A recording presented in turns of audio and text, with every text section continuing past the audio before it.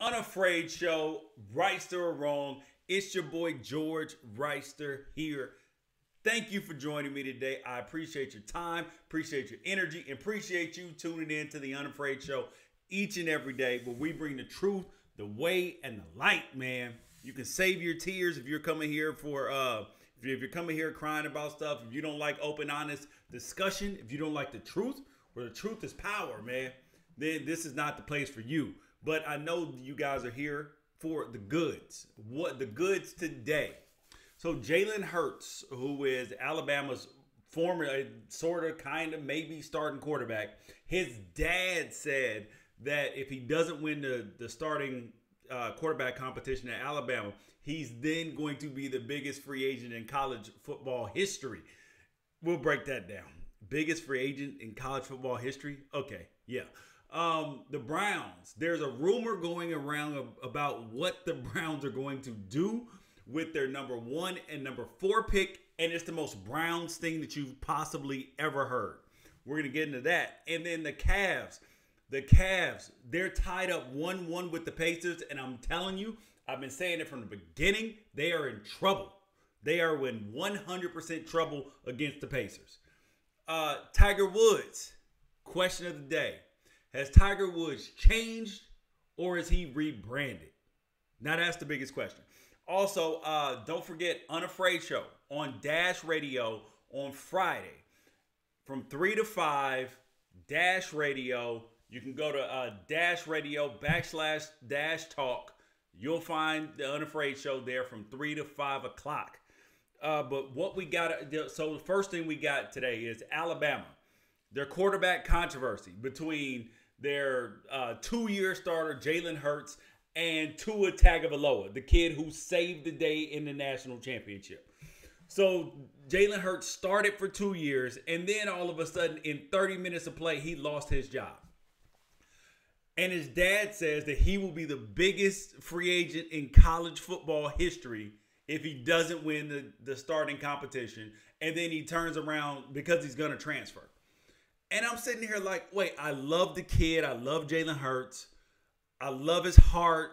I love his courage and the love that he showed for his team after the national championship game. That was big. That was huge. That was major. Okay, I get it.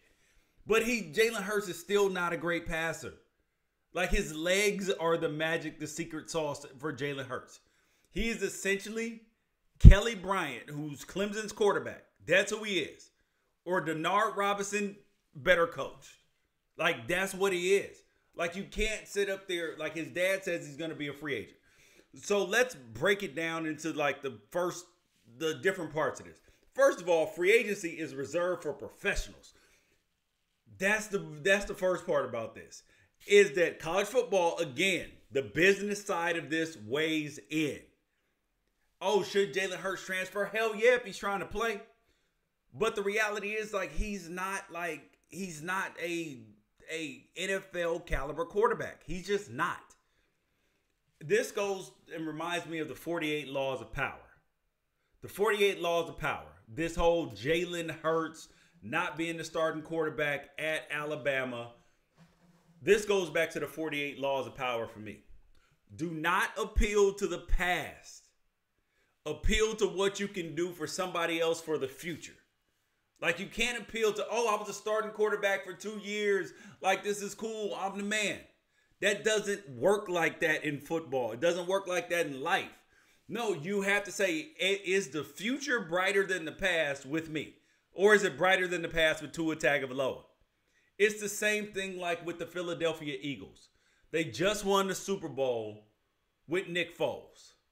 Yet Carson Wentz is still their starting quarterback. They're not trading away Carson Wentz. It's not a controversy. Carson Wentz is the starting quarterback. Because sometimes you just know when it's better. Like, you know that it's different with one person to the next. You know that it's different. And Nick Foles is good. But Carson Wentz is a special talent. It's the same thing with Tua Tagovailoa and Jalen Hurts. I know there's a lot of people who think, well, he's been the starter. He should maintain the starter. They were winning. But it's not the same thing, man.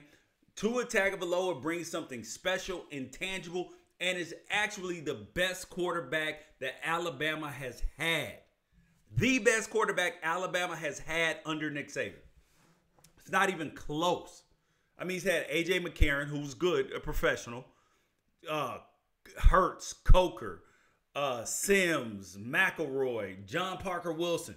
None of those dudes hold a candle to Tua Tagoviloa. And that's why you can't sit up there and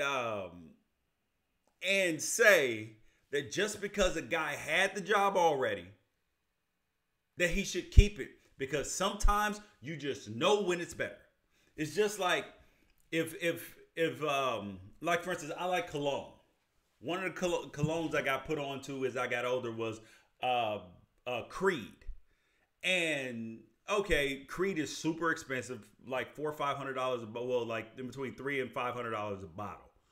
And at first you're like, okay, why would I pay this much instead of going to go get Aqua de Jour or whatever the hell else you wear? Why would you do that? And then you smell it and you're just like, oh wait, hold up, this is different. Like, this is different. The way it wears on you, the way it smells on you. I mean, it just changes your whole essence as a man, right? So that's just the truth. So sometimes stuff is just better and you recognize it from the beginning. But Jalen Hurts' father saying that he's going to be the biggest free agent, I find that funny.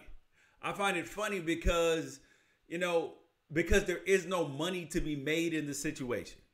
Yes, there are going to be teams bidding for his. Yes, there a person who's going to be bidding for his services. Hold on, we have to block an idiot. Bidding for his services. There's going to be a lot of people doing it for his services, bidding for his services, but he's not a difference maker in terms of like he's not a special quarterback. Like he's just not on that level. And you have his dad is gonna have to be, like honest about that. And and I know there's a lot of people who get upset when they ask black quarterbacks to change positions and all that. Sometimes you're just not a quarterback. Sometimes you're just not. I mean, look at Tim Tebow. Tim Tebow should have changed positions. He just wasn't a good college quarterback. And facts are just facts. Like, things reveal themselves, and you can't always get upset about it. And if you're Jalen Hurts' dad, I would encourage my son to transfer as well. But you can't be mad at Alabama for that. Next thing up, the Cleveland Cavaliers. This was amazing last night. This was amazing because all the LeBron lovers, everybody who's in LeBron's corner, is saying the same exact thing. They're like, oh, yes, the series is tied up 1-1. We're super excited. And I'm saying absolutely slow down. Absolutely 100% slow down because the Cavs are in trouble versus the Indiana Pacers. LeBron scored 46 points, 12 rebounds, 5 assists, 2 steals, and only had 3 turnovers. They made their threes. Victor Oladipo only played 28 minutes and was basically out the entire first quarter. He picked up 2 fouls in 92 seconds. And they still only won by 3. The Cavs only won by 3 points, despite everything going the way that they wanted it to go. Besides Kevin Love kind of getting injured at the end of the game. Everything went their way, and they only won by 3 points. That signals trouble. Oladipo only played 28 minutes, only scored 22 points, missed a game-tying three-pointer, wide open. I mean, like, this game could have gone left real fast. So now, I like to equate things and try to, like, put them in perspective. Because it's like dating a woman. You go all out on a marriage proposal. Like, you got the hot air balloon. You got the photographer. You got the videographer. They're just showing up, doing everything. Oh, it's magical. The scene is set. Her family shows up. You got marching bands out there doing dances. Bruno Mars singing, I Want to Marry You. You got everything. And then she comes out and says, I got to think about it. I got to think about it. Let me sleep on it. If you ask somebody to marry you and they need to sleep on it, you've already lost. Like, you need to rethink your whole plan. And that's where the Cavs are right now. Like, the odds were all in their favor. They have the best player. They were at home. The other team's best player was out the entire first quarter. You were up by 15 points after the first, and you barely hold on by 3 points, and you still could have lost the game.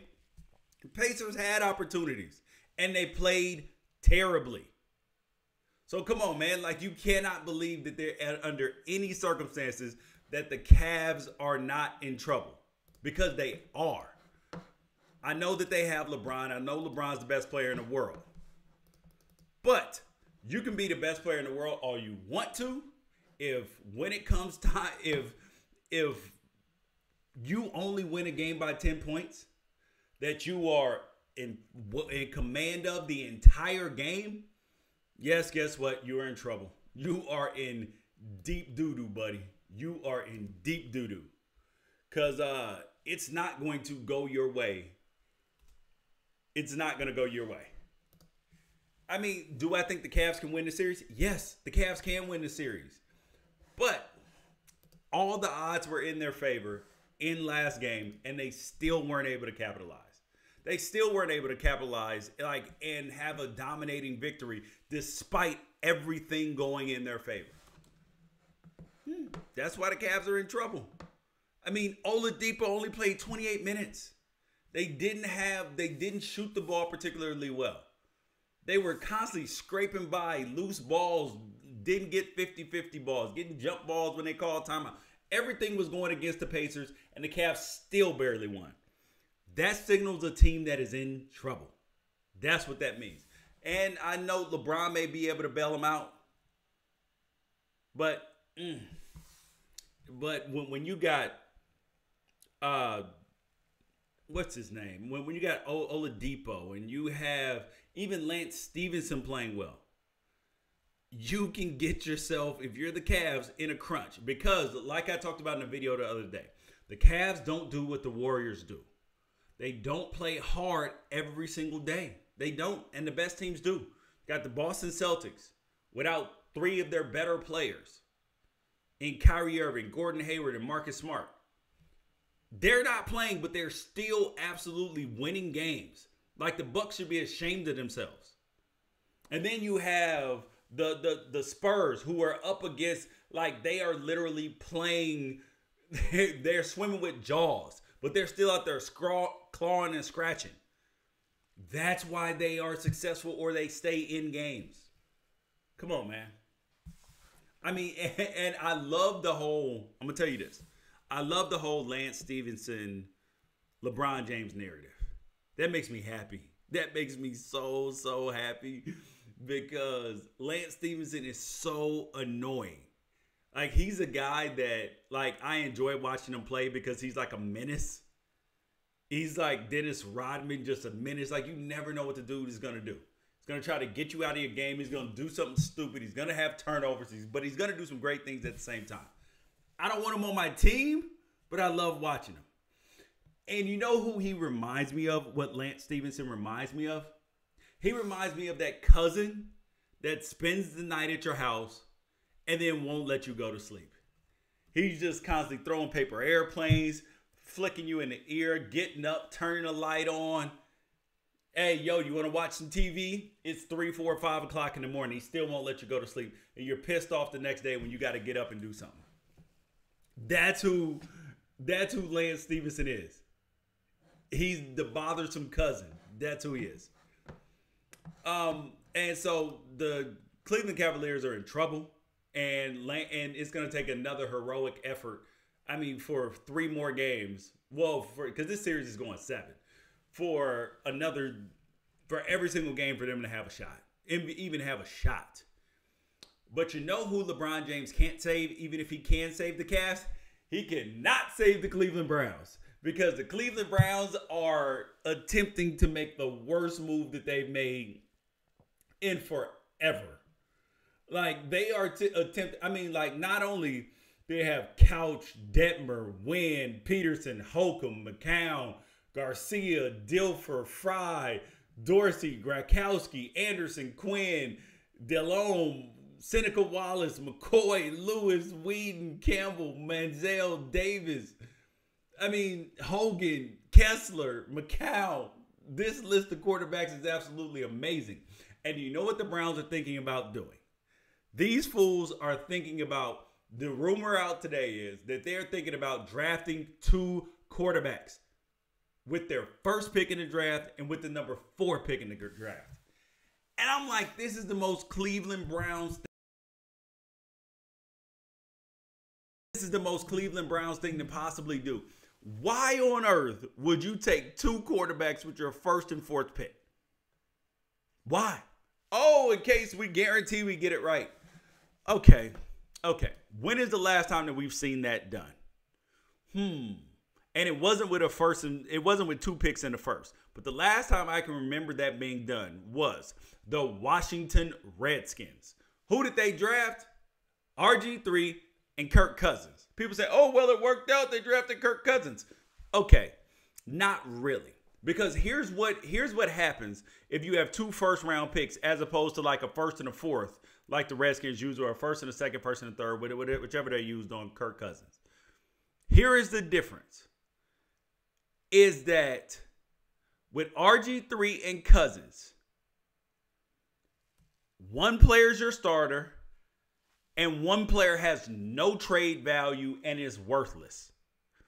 At first, Kirk Cousins was worthless.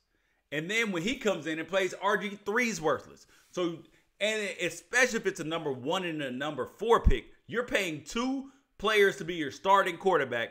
One of them's not going to be, and one of them you can't trade away for even remotely close to their value.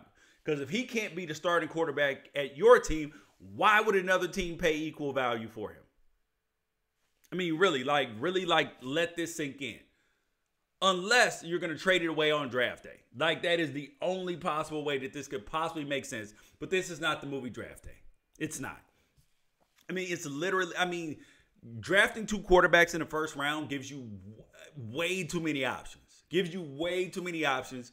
Everybody in the building is going to have a difference of opinion. How do you grade them fairly? Who goes first? Who takes the first reps? You're asking for a nightmare. The rule of thumb in sports is if you have 2 starting quarterbacks, you have none. 1 + 1 = 0 in sports. 1 = 1. One sometimes equals 10. But 1 + 1 = 0 in sports. You have 2 number 1s, you have a 0. That's what you have. Because somebody's unhappy. The coaching staff is divided. Nothing can possibly go right when you supposedly have 2 number 1s at anything in sports. Anything in sports. When you look at LeBron James and Dwayne Wade, when they were both with the Heat, you can't have 2 number 1s. Wade stepped down to the number 2 role. You can't have 2 1s and win. It's not possible. It just does not work. That's why they didn't win the championship the first year. That's why they didn't win it the 4th year. Same exact reason. It gives you too many options. It's like ice cream. Like if you go to Baskin Robbins, they have 31 flavors. 31 flavors. Do you know how many different flavors of ice cream that is to choose from? That's a lot. That gives room for indecision and indecisiveness and wrong choices and bad choices. Like there's studies that show that people are actually happier with less options than with more options.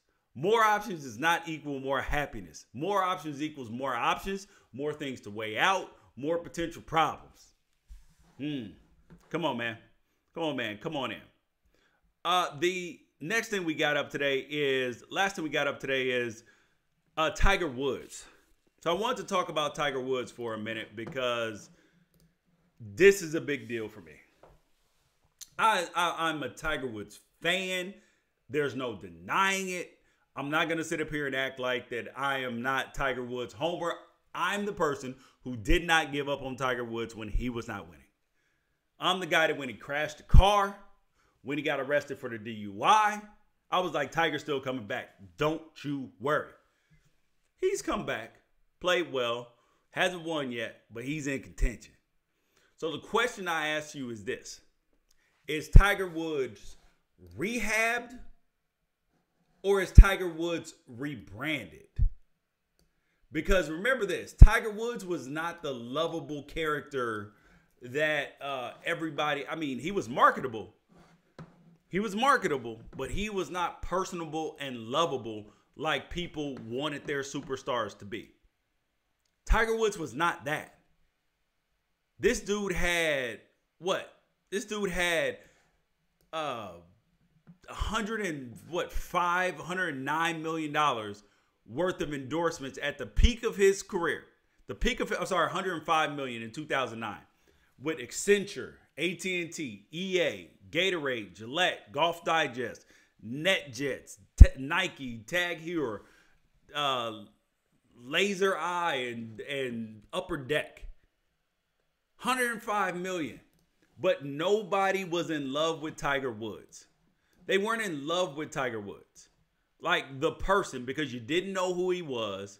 He didn't talk to people. He didn't talk to the media. He was like a statue. That's who Tiger Woods was. And so if Tiger Woods, so there's an entirely different Tiger Woods now. Entirely different. And the question is he rebranded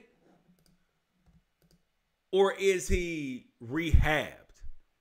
And I'll submit to you this, because there's a lot of people who are questioning, oh, this is just fake by Tiger. He's such a good businessman. He understands his relationship with the media and he knows it needs to be better. He's got to be better. All of this. Sitting there like, okay, I get it. Like Tiger Woods is smart. That's what it sounds like to me. But here's the thing I would submit to you is this, is that to be rebranded, well, sorry, if you are rehabbed, you have to rebrand. You have to rebrand. I mean, like any company, any person, after you have a failure, a scandal, you must rehab and you must rebrand after you fix the problem. You have to. That's the only way to get people to buy back in. And that's what Tiger Woods has done.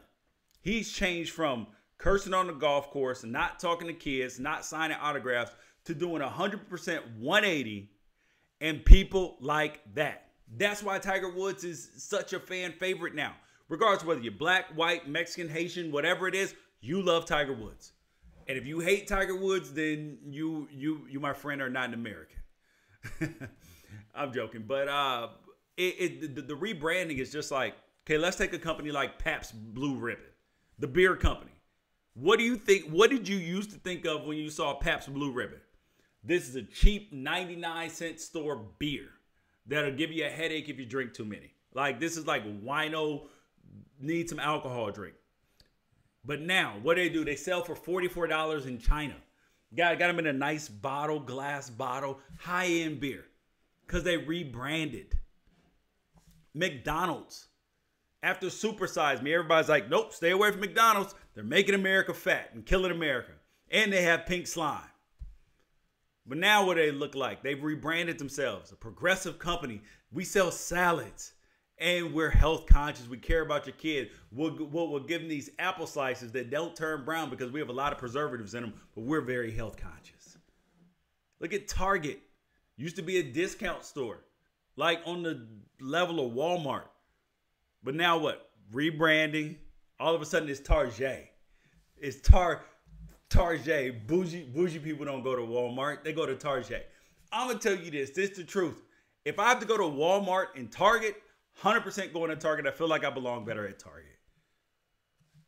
Just saying. I mean, am I the only person that feels like they belong better at Target than they do at Walmart? Just saying. Just saying. I can't be the only person. But I wanted to talk back about Tiger Woods for just a second, where $105 million in endorsements in 2009, and now he's down to $37 million. He's got like Nike and Upper Deck, and that might be it so far. He's got like some companies from around the world that you've never heard of, but that's pretty much it. But I want to talk about his impact on golf. Like when I'm talking about, is Tiger Woods changed or rebranded? Either way, yes, I used to play in the NFL. Either way, Tiger Woods' impact on golf, people don't even realize it. Like, so when I posted the video that said people don't watch golf unless Tiger Woods is playing, let me explain to you how this works. In 1997, when Tiger won the Masters, it got a record 14.1 TV rating. A month later, the commissioner, Tim Fincham, he told the networks that they wanted a new deal. So in 1999, in the 96-97 tour season, the money was like, what was it? Oh, so there. Sorry, I was reading the figures wrong. So the total PGA Tour prize money in the 96-97 season was $66 million. And in 99, under the first Tiger contract, the first Tiger media contract, it was $135 million. And now it's up to $400 million in prize money. That's a six-fold increase because of Tiger Woods. I mean, come on, like you can't deny the man's impact on not only culturally, but on the game and golf just in general. That's why I say, is Tiger Woods changed or rehab? Is he changed/rehab or just rebranded? I don't believe that he's going to be able to win unless he's rehabbed, because he's going to fall into the same traps as he did. Come on. Yeah, I like that. Somebody sent in a question today. Who do I have to win the NBA Finals? To win the NBA Finals, I still got the Warriors, man. I still have the Warriors. I mean, there's no reason why I wouldn't pick the Warriors. I mean, I think that they still have, the best team. I think that they play harder than any other team out there, besides maybe the Spurs. Nobody else plays nearly as hard as they do. You have the Houston Rockets, who will fall apart because they don't play hard. And well, I should say their best player doesn't play hard, in James Harden. He'll give up layups, won't play real defense, and that'll be the thing that'll cost him, and then he'll choke it in. Sorry, James Harden fans. That's who you root for. You guys are watching Unafraid Show. George Reister here. unafraidshow@gmail.com. Send in all your comments. The Unafraid Show website is almost done. We're working on it, man. We're working on it. Please download the podcast, share the feed, tell a friend about the Unafraid Show, most importantly, and we will catch you guys tomorrow. Make sure you keep tuning in.